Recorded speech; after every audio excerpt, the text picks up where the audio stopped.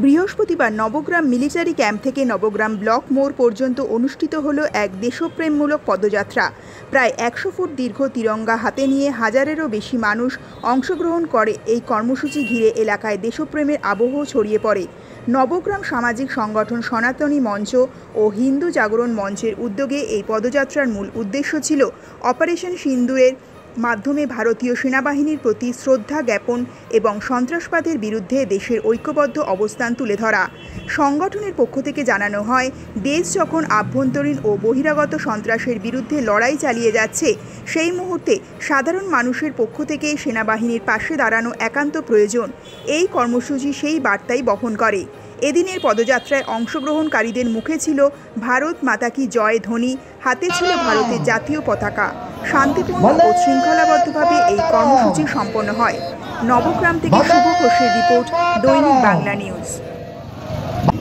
আজকে আমাদের তেরঙ্গা যাত্রা ছিল আমাদের নবগ্রাম সেনা ছাউনি থেকে আমাদের ব্লক মোড় অবধি আমরা এই প্রোগ্রাম করলাম।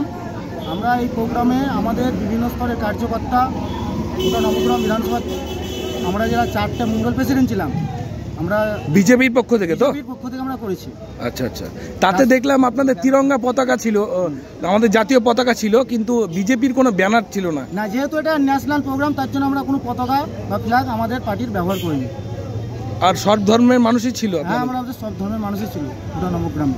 এই প্রোগ্রামটা সমস্ত স্তরের মানুষ এখানে আসতে পারে, কি হিন্দু, কি মুসলমান, কি বৈধ, সকলেই যেন এই প্রোগ্রামে আসতে পারে। এবং এখানে কোনো পার্টির ব্যানার আমরা করিনি, আমাদের ভারতীয় জনতা পার্টির উদ্যোগেই আমরা এই প্রোগ্রামটা নিয়েছি, কিন্তু আমাদের এইখানে কোনো পার্টির ব্যানার বা কোনো কিছু আমরা নিইনি। একটাই কারণে, যেন এখানে সকল স্তরের মানুষ আসতে পারে।